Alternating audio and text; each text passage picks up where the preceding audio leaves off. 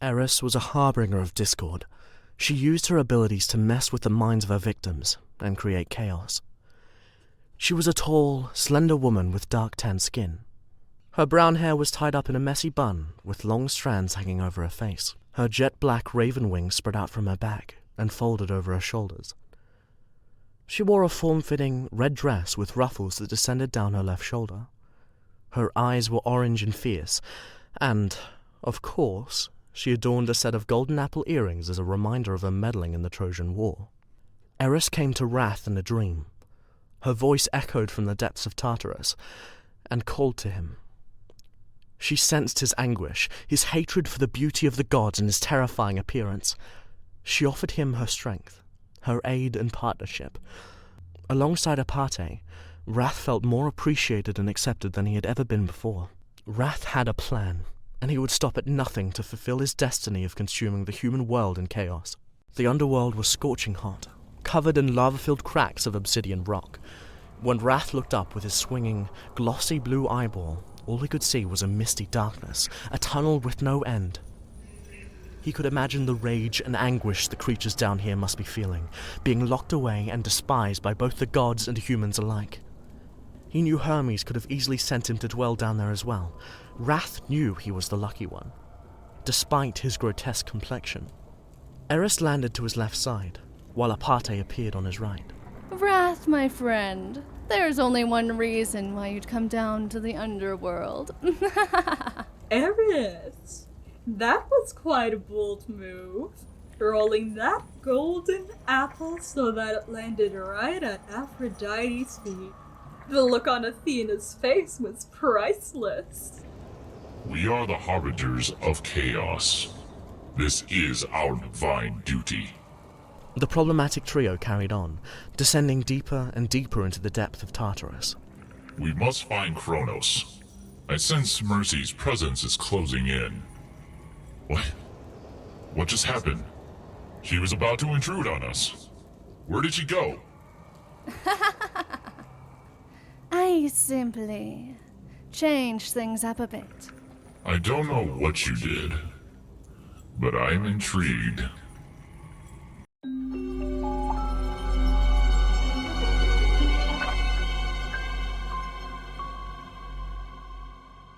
"60 seconds prior, Hades, Zeus, and Poseidon entered the light portal first, followed by Xander and Hermes, Athena and Aphrodite, and finally Apollo and Mercy. As the portal closed, sparks of light pulsed. No one could cross to the other side of the portal. What's wrong, Mercy? Hades asked, bashing the yellow barrier between Olympus and Tartarus. I don't... Suddenly, Poseidon began sinking into the growing portal. Zeus grabbed a hold of his brother, and the force became stronger. A hole opened up beneath them and they fell, along with Hades, into the misty darkness. That hole closed, and out of nowhere, a glowing hand grabbed Xander and began pulling him through the portal wall. Hermes grabbed him and they vanished. This has never happened before!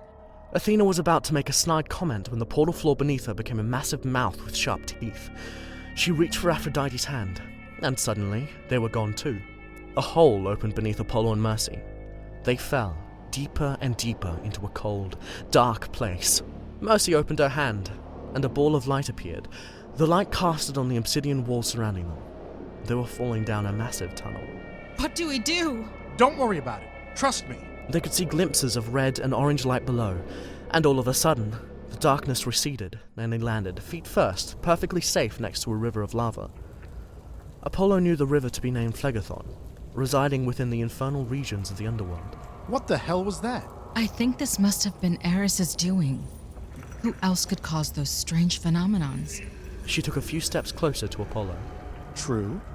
He felt his cheeks redden slightly. Most women he chased wanted nothing to do with him.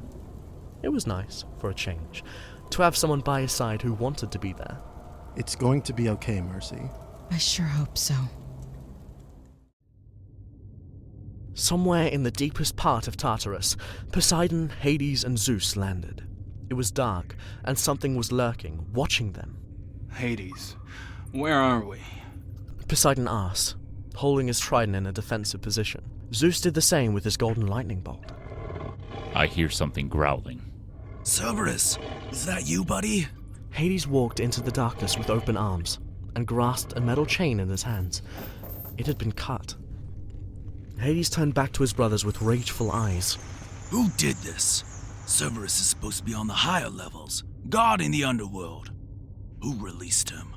And why did he come down here? An evil, bellowing laugh echoed from behind the massive, three-headed dog. The creature began cowering at the sound and leaped over the three gods. Cerberus sat down, with his head bowed low. I know exactly where we are. On the higher levels of the Underworld, in the neutral meadows of Asphodel, black grass cascaded for endless miles. A few sparse black poplar trees riddled the dark landscape. There were broken stalagmites and rock everywhere. It was so dark, Xander couldn't see 2 feet in front of him. Hermes held onto his shoulder, so neither of them would get lost. This is the Meadows of Asphodel? Yes, this is where souls who are neither good or evil in life come after death. It's a land of neutrality. Xander was beginning to feel bad for Snake. The word meadows was deceiving. These were not luscious, flower-filled fields. It truly was a depressing landscape. Hooded figures walked past, with white, expressionless faces. Xander? Anthony! A hooded man stepped into Xander's short field of vision and pulled his hood down, revealing a pale, white face and purple hair that tied up in a short, high ponytail. Snake looked up at Hermes, then back at Xander with a disappointed look. No, don't worry, Snake. I haven't broken my promise to you. Hermes isn't guiding my soul here because I'm dead. We think that Eris messed with Mercy's portal and sent us all to separate parts of the Underworld. Thank goodness. This place is rather unpleasant. I can see that. But hey, at least I can actually hug you now. That's true. Wait, in order to enter the realm of Asphodel, one must drink from the river of Lethe, the river of forgetfulness. Did you not have to do that? River of Lethe. When Wrath let me go from his weird shadow realm, I walked through a shadow and ended up here. I was wondering what was wrong with the other spirits. No one even remembers their name or where they came from. It's so creepy. Xander nodded, watching as the lifeless ghosts walked by, barely even noticing their presence. I was so worried that you would end up forgetting me. Or when I died, we would forget each other. Athena and Aphrodite found themselves staring out at a mystical, serene, and beautiful landscape. Waterfalls trickled off lush cliffs and down into glistening, flowing rivers. The most vibrant, grassy fields rolled with the smooth hills, and between gorgeous trees and flowers. This was a dream world, a place of ideal rest known as Elysium. Oh my, what a lovely view! Unfortunately, we have a god to defeat. We can't stay here very long. Aphrodite pouted, running her hand under the stream of a waterfall. But I like it here. We have a rogue god to defeat, Aphrodite. You are such a pansy. Athena sent her a dangerous glare. The goddess of love closed her hand into a tight fist, and suddenly turned towards Athena with a look she had never seen from her before. You aren't me, Athena. I don't want to be a warrior. I don't need to be strong and ruthless like you. I have my role, Goddess Warfare. I have my role, and I want to bring love and happiness to people. You push and push and push and push for Mercy and I to be something we are not, and I've had it. Athena was at a loss for words. She always saw Aphrodite as an easy target, someone she could mock for being weak and passive. But seeing the distress in Aphrodite's face, she realized the mockery didn't feel gratifying. Her tone softened, and she took a step closer to the goddess of love, who was staring down at a stream of water trickling down on an overhang of rocks. I suppose you do have a role, Aphrodite. You can't be me. That is a given. But I suppose it's not necessary for you to replicate everything I strive to be. You, noticing your mistake? How unlike you. Silence fell over the two goddesses. All that could be heard was the sounds of distant birds and trickling water. Athena sighed and finally broke the silence once more. You're looking at me like I don't mean what I say. But I always mean what I say. The fact that you stood up to me tells me something. It tells me that you take pride in being who you are, the goddess of love, and not even I, Athena, can tell you what you can or can't be. And that, honestly, is something to be respected. Aphrodite smiled at hearing her words. Deep down, she wanted to prove herself to Athena, but never knew how. All she had to do was stand her ground. Thank you, Athena. Don't mention it. I mean it. I'm out of compliments. Mercy and Apollo followed the flaming river for miles, hoping it would drop off into Tartarus, where Mercy knew Wrath was headed. Can I ask you something? Mercy turned to Apollo and nodded. What happened between you and Wrath? What made you fall for him? The question caught her off guard. She thought for a moment, stopping in her tracks. Well, he was kind and loving, despite his desire for chaos. I thought that if I could show him true love, he might end his reign of terror. Apollo listened, feeling a sense of sadness for her. Do you feel that you were blinded by love? Yes, we were opposites. We are opposites. And nothing will ever change that fact. Wrath and I are meant to conquer one another. It's our destiny. You deserve someone who will return your love. No strings attached, no evil endeavors. Someone, I don't know, like me? Before she could answer, her eyes widened as a giant sandworm shot out of the obsidian ground behind Apollo. She pushed him aside and pulled her diamond sword from within a ball of light. She rushed forwards, leaping into the air and stabbing the creature in the mouth. Down below, giant scorpions and swarms of moths rushed at the god of archery. He immediately began shooting golden arrows, which pierced the scorpion's shells. The dead bugs melted and turned into heaps of ash. Both Mercy and Apollo could hear deafening ticking coming from all around them. Welcome to the Underworld, my friends. Wrath, stop this nonsense at once. Wrath laughed. Eris and Apate appeared from behind him, with Eris dropping down from the void above. Apate flexed her sharp, extendable silver nails. Did you like my little interactive show, Mercy? I thought it was quite hilarious. I'd be happy to show it to you again. Very funny. But I am not the weak, merciful goddess I once was. I won't let you pull that trick again. Mercy lunged towards Wrath, flipping through the air. Apollo readied his bow and shot right into Eris's left wing. She dodged, and the arrow was lost in a pool of lava. Wrath sent a swarm of moths after Mercy, who slashed at them with her diamond sword. They bit at her golden skin, drawing blood. Apate appeared in front of her, and suddenly her body began to look just like Xander Grail. Wait! I'm not falling for this, Apate. Hold on, please, it's me! Mercy, it's actually me! What? Yeah, something weird happened in the meadows of Asphodel. I think we switched place. Before he had the chance to speak another word, Mercy was gone. He felt an impact through his chest, looked down and saw blood pooling. Xander's face warped and melted away, revealing Apate's masquerade mask. Mercy leaned close to her ear. I told you I wasn't going to fall for it. Diamona of deceit. A laugh came from behind her. She felt a sharp pain through her shoulder and threw herself back. The Apate she had stabbed melted and disappeared, and standing above her now was the real one. Oh, you poor thing. Did that hurt? I sure hope it did. Down the river, Apollo was fighting against Eris, with Wrath nowhere to be seen. A golden arrow was shot towards her, but she just dodged and swooped away with her raven wings. She laughed and taunted him. Come on now. You have better aim than that. Apollo's eyes darkened and became very serious. You sure you want to test me like that? He grabbed 3 arrows and placed them along the bowstring. He pulled it back as far as possible and shot them. Eris easily dodged all 3, but wasn't expecting another 3 immediately after. She screamed as an arrow pierced through the bone of her left wing, causing her to fall to the obsidian ground, extremely close to the lava. Her cheek was blistering, badly burned and fleshy. How was that for a better aim, Eris? Look what you did to my face. Look what you did, you horrible, greedy, self-righteous man. Oh, am I the greedy one here? Eris gritted her teeth and groaned as she pulled herself to her feet.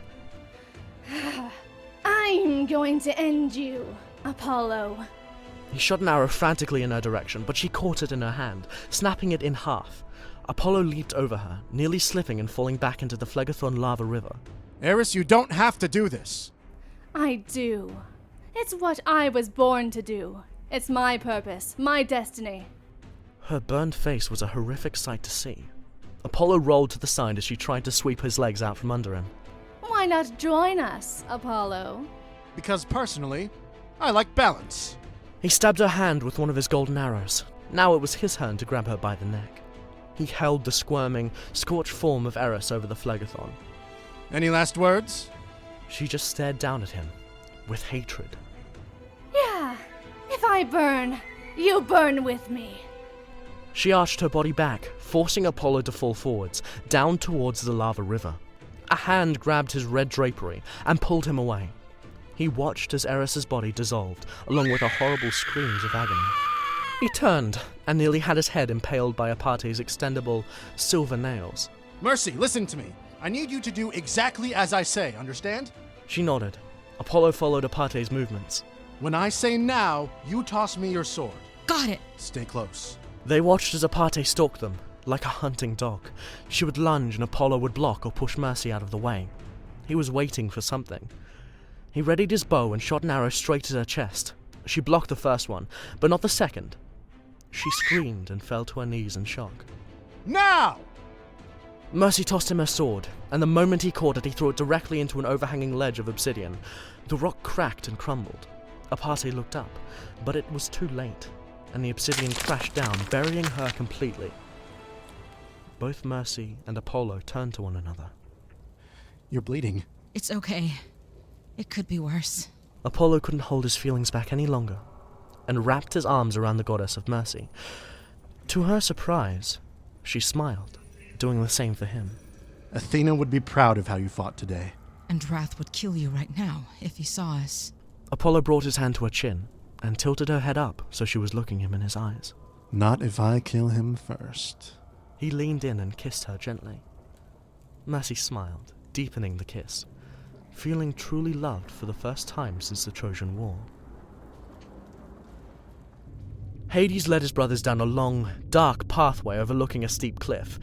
Down below, the River of Souls drifted by.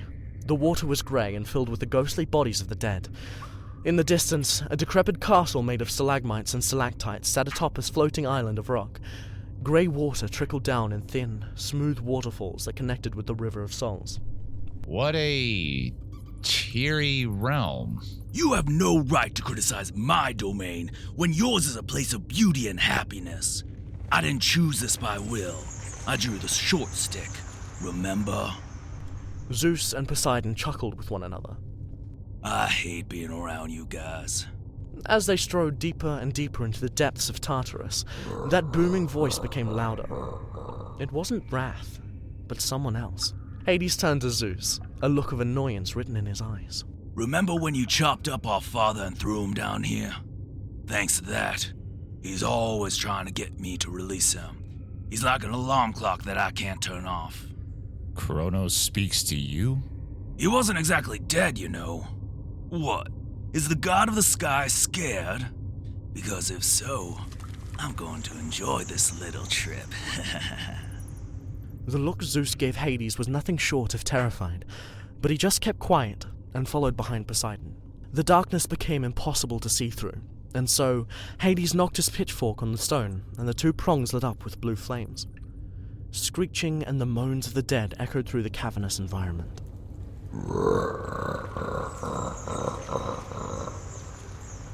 I never get visitors these days. They stopped in front of the massive mound of flesh, with a severed head staring at them. Kronos had long, grey hair and a scraggly beard.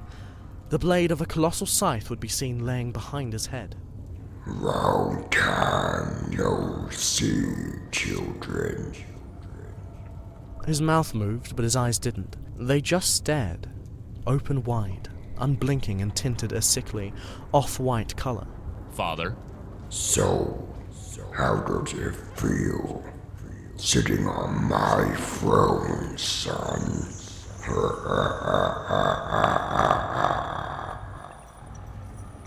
Zeus was at a loss for words. The all-powerful god of the sky had one weakness, and it was the sight of his father, the titan Kronos. Poseidon stepped forwards and pointed his trident at Kronos' yellow-tinted eye. I can see it in your creepy eyes. You know something. You're smiling. You boys are here to guard me from that freak grave. A little birdie named Abder told me he was planning to free me. And let me say, it's about time. And you think that one-eyed shadow creature has a chance against Poseidon, Hades, and me? Hades took a step back and snuck into the shadows, watching his brothers from the sidelines. Where do you think you're going? I'm just observing. This is your reunion. I have reunions with this guy daily. Poseidon's eyes began glowing, and the river of souls sloshed with raising waves. Okay, what do you want from me? Why are you messing with my river? You're standing here like Kronos doesn't exist, and he just told us that he is expecting Wrath to come and free him from Tartarus. And you don't look the least bit concerned, brother.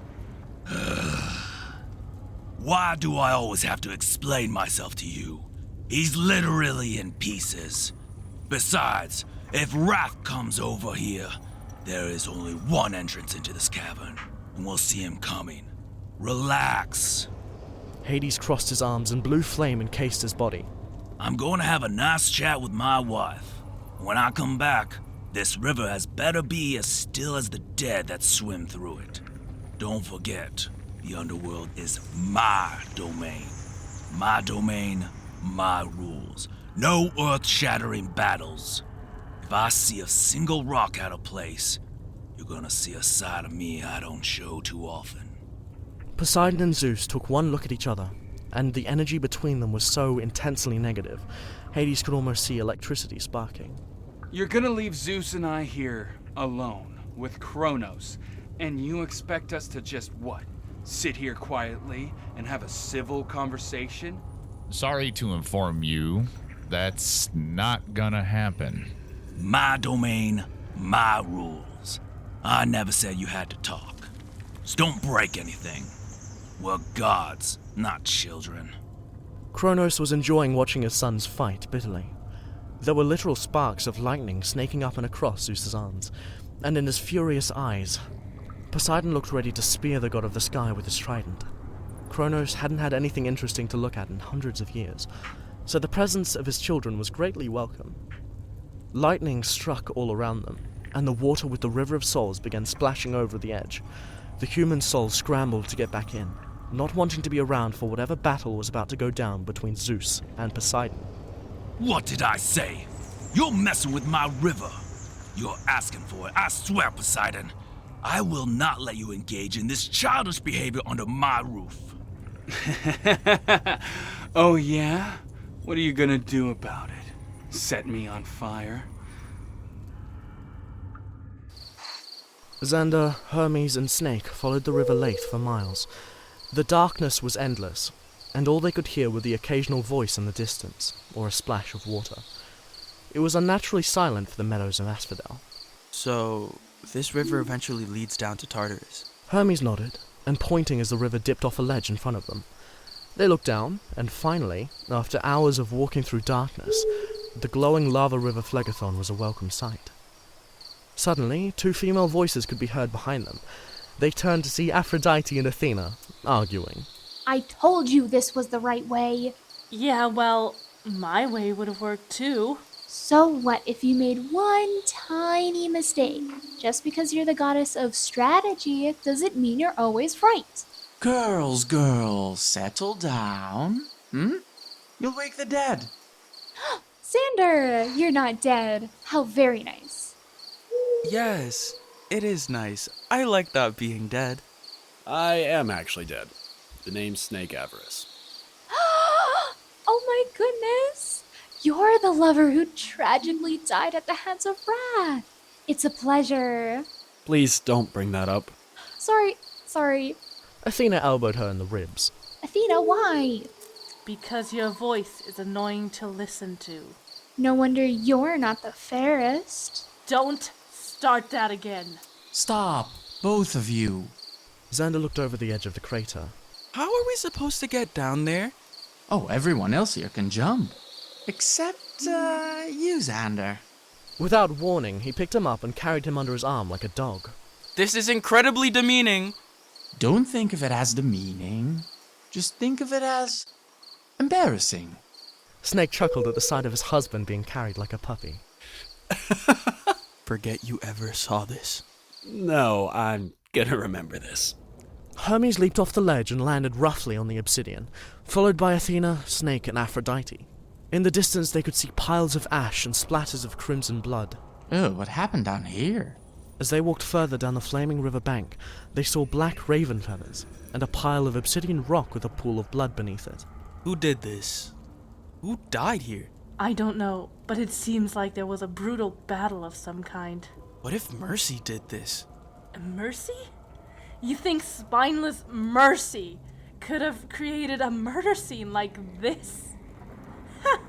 Not in a million years. They continued walking, and eventually the river dropped off into a misty crater of stone and stalagmites. Lightning flashed and struck down below. They all turned their attention to the massive waves raising and falling in the River of Souls. Spirits splashed onto the riverbank, dove back in, and were spit out once more. It was clear Zeus and Poseidon were going at it somewhere beneath them. This doesn't look great.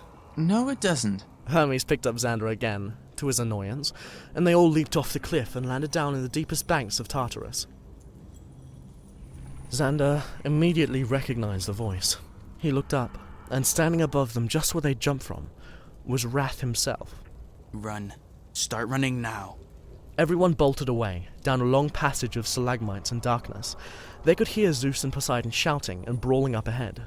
He's here! Everyone keep your guard up! Poseidon and Zeus turned just as they heard, "He's here." They grabbed their weapons and stood, ready to attack if needed. Athena and Aphrodite came to stand next to Zeus, while Xander, Snake, and Hermes took Poseidon's right. Mercy, Hades, and Apollo came running down the rickety pathway above them, the one that led to Hades' palace. They jumped into the cavern and took fighting stances. They watched with bated breath as hundreds of large shadows with snapping claws and massive, wriggling bodies of giant worms approached. Leading them was Wrath, holding a scythe with a diamond blade.